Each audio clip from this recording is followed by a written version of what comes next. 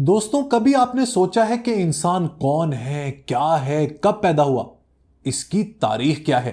एक जमाने में बगैर कपड़ों के नंगा घूमने वाला इंसान आज इस दुनिया की ताकतवर तरीन हस्ती कैसे बना? एक जमाने में जंगलों में खाना तलाश करने वाला इंसान आज कटिंग एज लैब्स में मसनूई तौर पर गोश्त यानी कि आर्टिफिशियल मीट कैसे प्रोड्यूस कर रहा है? एक जमाने में ऑन एवरेज सिर्फ 30 से 40 साल जिंदा रहने वाला इंसान आज 80, 90 और इवन 100 साल तक कैसे जिंदा रहता है? एक दौर में गधे घोड़ों पर सवार होने वाला इंसान आज जेम्स वेब टेलीस्कोप के जरिए कायनात की गहराइयों तक कैसे पहुंच गया? आखिर ये हुआ क्या है? ये सफर कैसा था और इंसान ने कैसे अपनी एवोल्यूशन की जर्नी तय की और कर रहा है? आज की हमारी गपशप में इस बहुत ही इंपॉर्टेंट टॉपिक के ऊपर बात करेंगे। इस मौजू पर कोई एक किताब अगर मुझे सेलेक्ट करनी हो दुनिया की लाखों करोड़ों किताबों में से, तो वो होगी युवाल नोआ हरारी की path breaking book Sapiens. Modern जमाने में शायद ही कोई ऐसी बुक हो जो इससे ज्यादा मशहूर हो। It is an absolute killer and best seller. Harari जो इस किताब के ऑथर हैं, he is a genius mind. इस बुक के लिए उन्होंने इतनी कमाल की रिसर्च की है कि one is left speechless. Sapiens ने सिंगल हैंडेडली हरारी को लिटरेचर की दुनिया का सुपरस्टार बना दिया। आज की वीडियो में दोस्तों जो मैं आपको इंसान की कहानी सुनाऊंगा वो आप बिल्कुल भी नहीं मिस कर सकते, क्योंकि वो कहानी आपके बारे में है, यानी कि सेपियंस।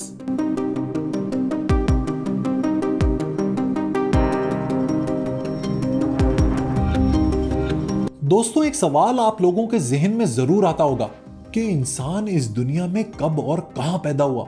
हमारे इस सफर का आगाज कब और कहां हुआ? तो जनाब, सबसे पहला इंसान आज से 25 लाख साल पहले ईस्ट अफ्रीका से इवॉल्व होना शुरू हुआ। और जैसा कि आप देख सकते हैं कि हम मोर और लेस बंदर या गोरिल्ला की तरह दिखने वाले एक जानवर ही थे। किसको पता था कि ये गोरिल्ला की तरह दिखने वाला इंसान लाखों सालों में इस दुनिया को हमेशा के लिए बदल कर रख देगा। लेकिन दोस्तों, यहां पर ना एक ट्विस्ट है, और वो ट्विस्ट बड़ा ही इंटरेस्टिंग है। जरा आज के इंसान को ऑब्जर्व करें। कोई गोरा है, कोई काला है, कोई लंबा है, कोई छोटा है, कोई अंग्रेजी में बात करता है, कोई हिंदी में, कोई उर्दू में, कोई जर्मन, कोई स्पेनिश और कोई फ्रेंच। हर मुल्क में रहने वाले लोगों का कपड़े पहनने का स्टाइल भी मुख्तलिफ है। लेकिन हम लोग चाहे जितने भी मुख्तलिफ हो जाएं, हम लोग हैं एक ही स्पीशीज, जिन्हें होमो सेपियंस कहा जाता है।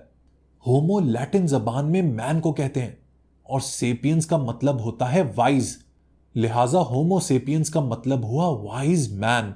लेकिन आज से तकरीबन 50,000 साल पहले जमीन पर एक नहीं बल्कि 6 मुख्तलिफ तरह के इंसान बसते थे।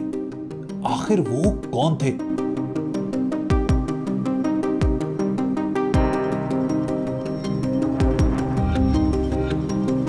इनमें सबसे पहले थे होमो इरेक्टस यानी कि अपराइट मैन।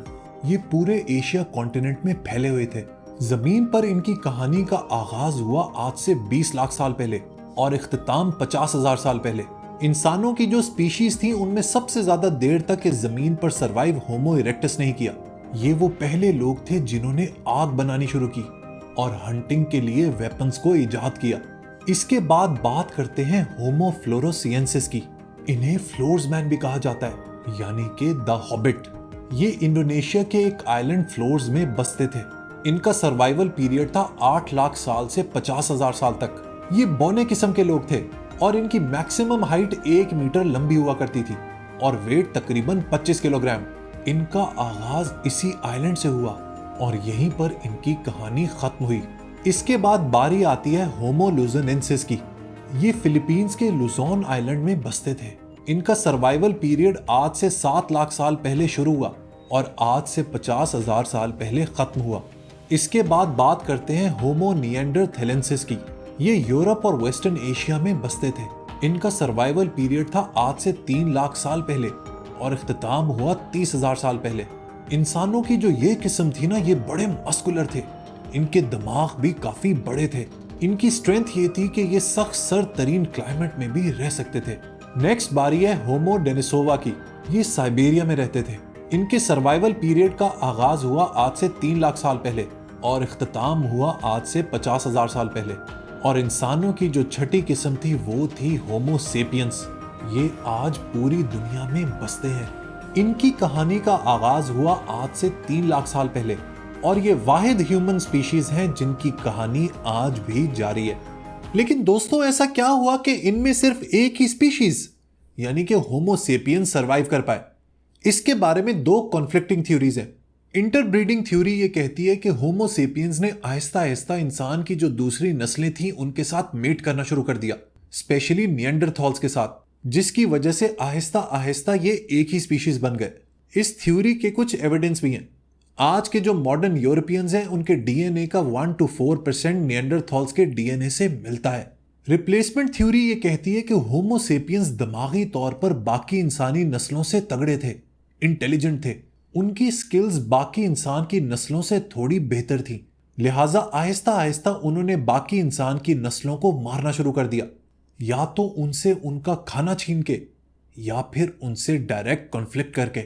इन दोनों थ्योरीज पर डिबेट आज भी जारी है, लेकिन एक बात सर्टेन है जिसने इंसान को आगे बढ़ने में मदद दी। इसके बारे में आगे चलकर बात करते हैं। देखें, जो आज का इंसान है ना, सेपियंस, उसका वजूद तो आज से 3 लाख साल पहले हो गया था, लेकिन उसने सही तरीके से आज से 1.5 लाख साल पहले इवॉल्व करना शुरू किया। उससे पहले हजारों साल तक वो सिर्फ ईस्ट अफ्रीका में ही महदूद रहा। उस जमाने में उसके पास कोई टूल्स, कोई इक्विपमेंट और इनफैक्ट कोई ब्रिलियंट जहन भी नहीं था।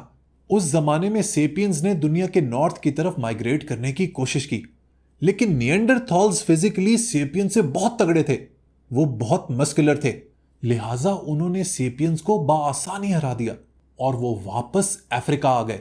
लेकिन आज से तकरीबन 70,000 साल पहले समथिंग रिमार्केबल स्टार्टेड हैपनिंग।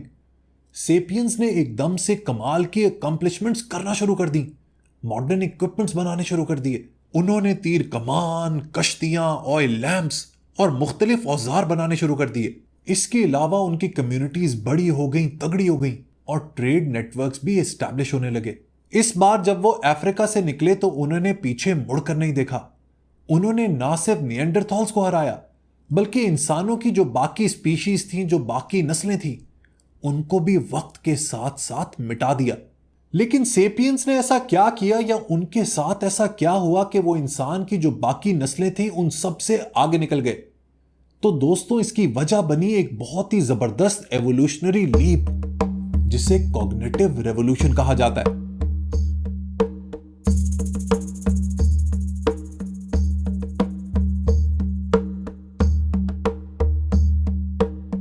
हुआ कुछ ये कि एक एक्सीडेंटल जेनेटिक म्यूटेशन की वजह से हमारी ब्रेन की वायरिंग चेंज होने लगी, जिसकी वजह से हमारी सोचने की, समझने की, लर्निंग की ताकत बेहतर हो गई।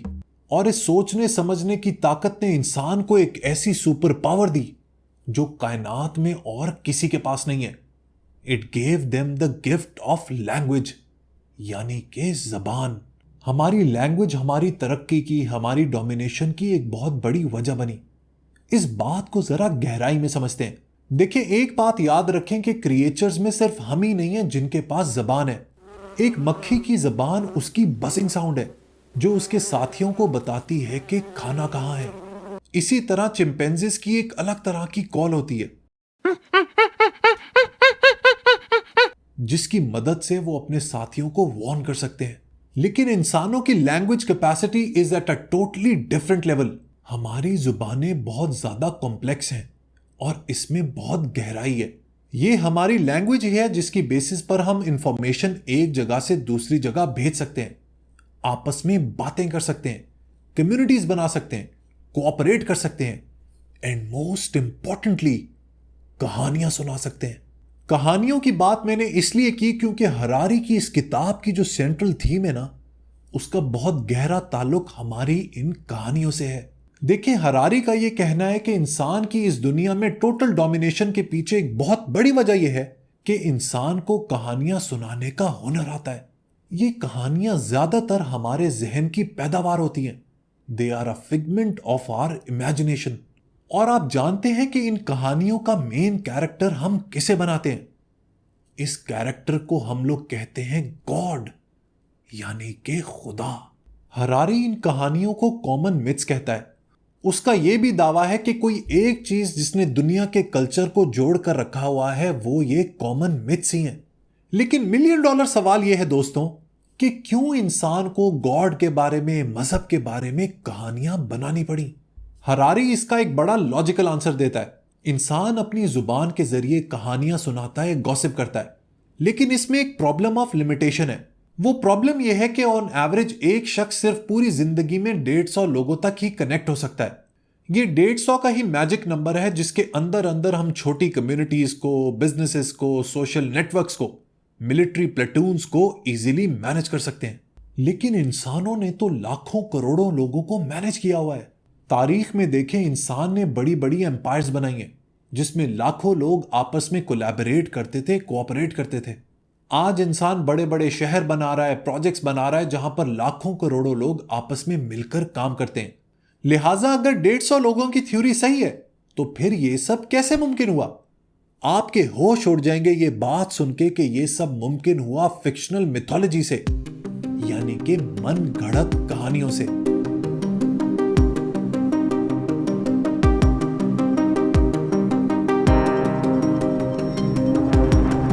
इंसानियत ने सोचा कि ऐसा क्या किया जाए कि लाखों स्ट्रेंजर्स जो ना एक दूसरे का नाम जानते हो, ना एक दूसरे की शक्लों से वाकिफ हो, वो आपस में हमेशा के लिए जुड़ जाएं और ऐसे जुड़ जाएं कि उनसे कोई भी काम करवाया जा सके। अगर ऐसा हो जाए तो ये किसी मिरेकल से कम नहीं होगा। और यही वो मौका था जब इंसान ने इस कायनात की सबसे बड़ी कहानी को सुनाना शुरू किया। ये कहानी थी एक खुदा की जो आसमानों से ऊपर रहता है, जिसका कहा अगर आपने नहीं माना तो वो आपको पनिश करेगा, आपको सजा देगा। ये कहानी इस कायनात के हर इंसान को सुनाई गई और बार बार सुनाई गई जब तक ये उसके ईमान का हिस्सा नहीं बन गई। बस फिर क्या था, जब एक बार इंसानियत ने इस कहानी के ऊपर एतबार कर लिया तो सबने मिलकर काम करना शुरू कर दिया और इसी मिलकर काम करने ने इंसानियत को आगे बढ़ाया। दोस्तों, कितनी अजीब और पाथ ब्रेकिंग बात है कि दुनिया का हर बड़ा सिस्टम इंसानों की कोऑपरेशन के ऊपर खड़ा हुआ है और इंसानों की कोऑपरेशन के पीछे हैं कहानियां। यही कहानियां मजहब बनाती हैं, यही कहानियां मुल्क बनाती हैं, यही कहानियां जुडिशियल सिस्टम बनाती हैं, यही कहानियां ऑर्गेनाइजेशंस बनाती हैं। इन्हीं कहानियों की वजह से कम्युनिटीज वजूद में आती हैं। यही कहानियां जंगें कराती हैं, यही कहानियां अमन करवाती हैं और इन्हीं कहानियों की बेसिस पर कौमें वजूद में आती हैं। इन कहानियों को एकेडमिक वर्ल्ड में फिक्शन कहा जाता है, सोशल कंस्ट्रक्ट्स कहा जाता है, इमेजिन्ड रियलिटीज कहा जाता है। और आपको सबसे मजे की बात बताऊं, वक्त ने यह साबित किया है कि imagine reality is not a lie.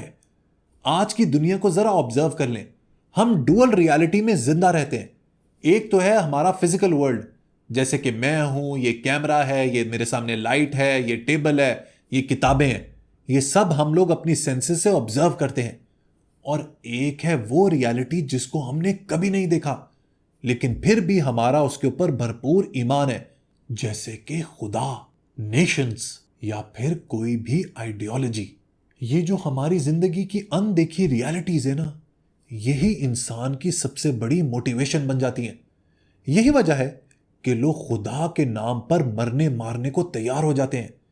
Nations के नाम पर लोग वॉर में अपने आप को मरवा देते हैं, शहीद करवा देते हैं, और किसी आइडियोलॉजी को फॉलो करने के चक्कर में लोग अपनी जान की बाजी लगा देते हैं।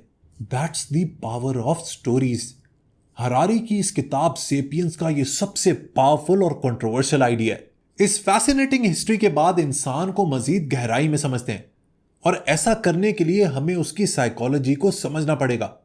लिहाजा I will take you back 10,000 years, जब इंसान सिर्फ एक हंटर गैदरर था। दोस्तों, for the longest time in history इंसान के सिर्फ दो रूप थे, या तो वो हंटर था या फिर गैदरर।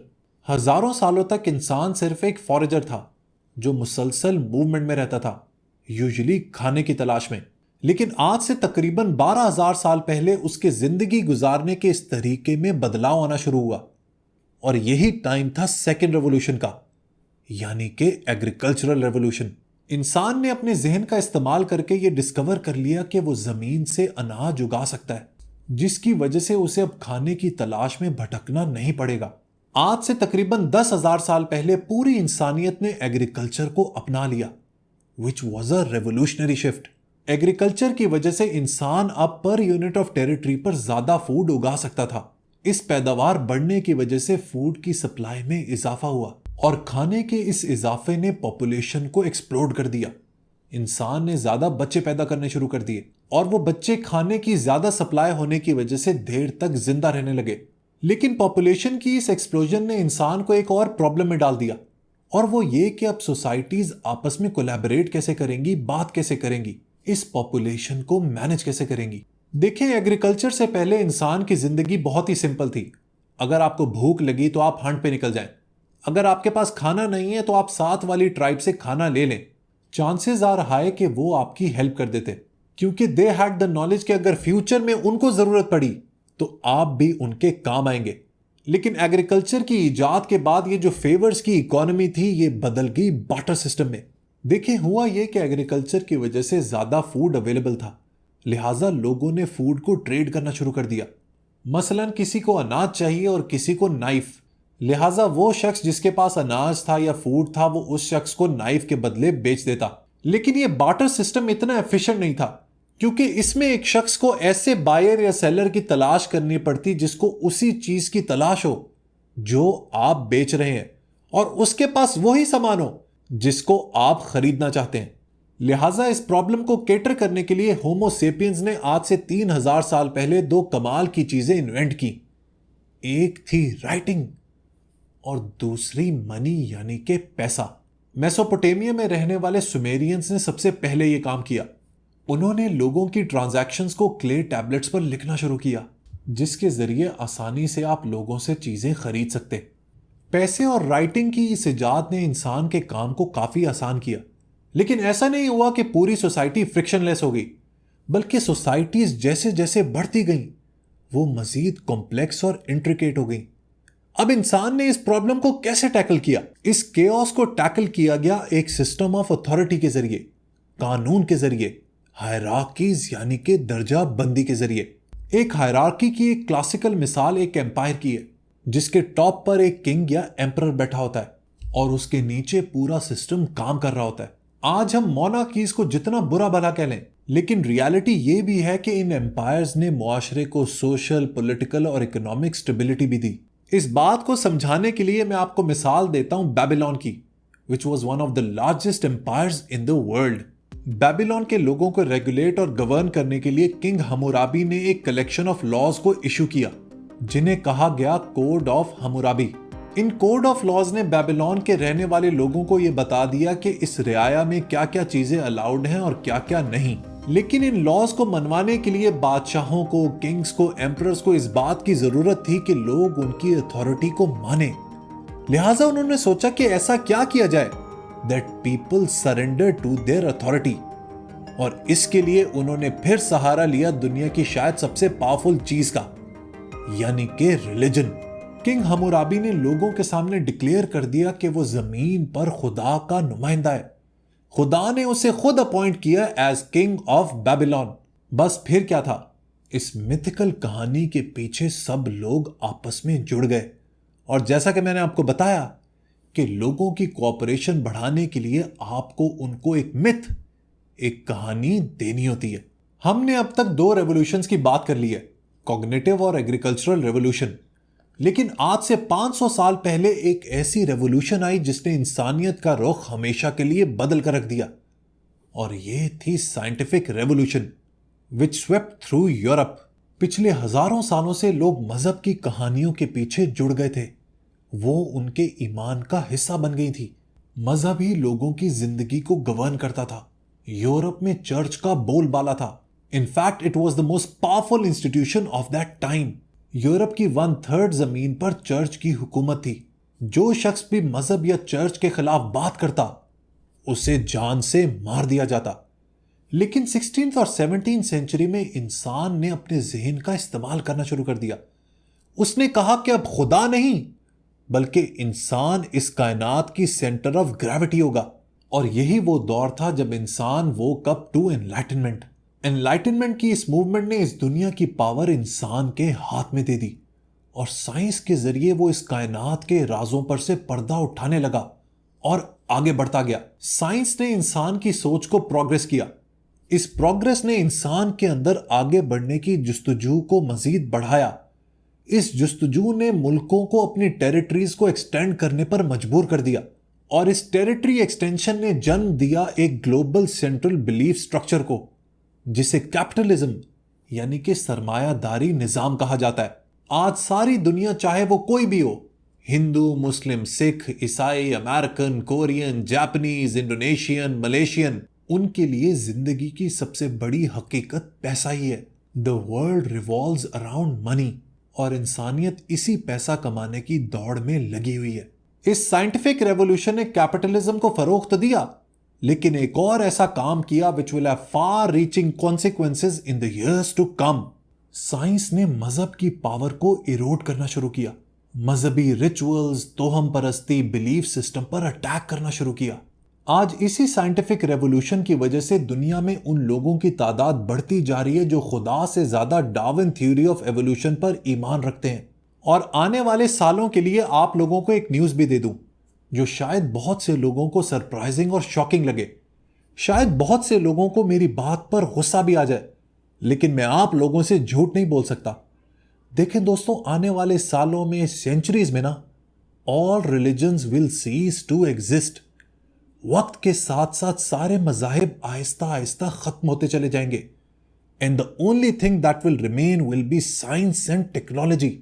देखें दोस्तों, होगा कुछ यूं कि साइंस और टेक्नोलॉजी जिस रफ्तार से जा रही है ना, आहिस्ता आहिस्ता it will take over every aspect of our life. इंसान के हर सवाल का जवाब साइंस और टेक्नोलॉजी के पास होगा।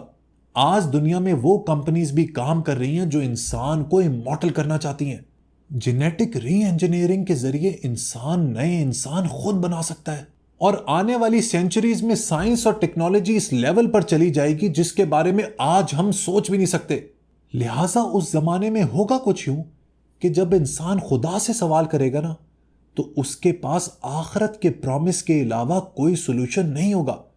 इंसान कहेगा कि मेरा ये प्रॉब्लम है, मुझे इसका सोल्यूशन दो, but God and religion will only promise him life after death. लेकिन जब वही सवाल इंसान साइंस और टेक्नोलॉजी के सामने रखेगा ना, तो उसको उसके प्रॉब्लम का सोल्यूशन इमीडिएट मिलेगा, उसको उसके सवाल का भरपूर जवाब मिलेगा। यही बात आहिस्ता आहिस्ता इंसान को मजहब से दूर कर देगी and the only belief system that will remain will be science and technology. इसमें गुस्सा होने की बिल्कुल जरूरत नहीं, ये मेरे रैशनल माइंड का एनालिसिस है and this is exactly what will happen. ये मैं आपको लिख के दे देता हूं। अगर आपने इसके बारे में मजीद जानना है तो युवाल हरारी की एक और किताब पढ़िएगा जिसका टाइटल है होमोडियस। ये बुक आपके वजूद को हिला के रख देगी and it will tell you what will happen in the future. So दोस्तों, हमारा लाखों साल का सफर ऑलमोस्ट खत्म होने वाला है। इस किताब के आखिर में युवाल हरारी एक सवाल करते हैं। सवाल यह है कि इतनी नॉलेज के बाद, हेल्थ और वेल्थ में इतनी इंप्रूवमेंट के बाद, क्या आज का इंसान खुश है? Is the modern human happy? Harari कहता है कि इंडिविजुअल लेवल पे इस सवाल का जवाब है नो। इंसानियत कलेक्टिव लेवल पर तो बेहतर है और शायद पिछली जनरेशन से खुश भी है, लेकिन इंडिविजुअल लेवल पर एक शख्स शायद ज्यादा खुश नहीं है। The struggle of humanity will continue and let's see what the future brings. It will be very interesting and let me promise you it will be really bizarre. Video पसंद आई हो तो लाइक बटन जरूर press कीजिएगा। Until next time, goodbye.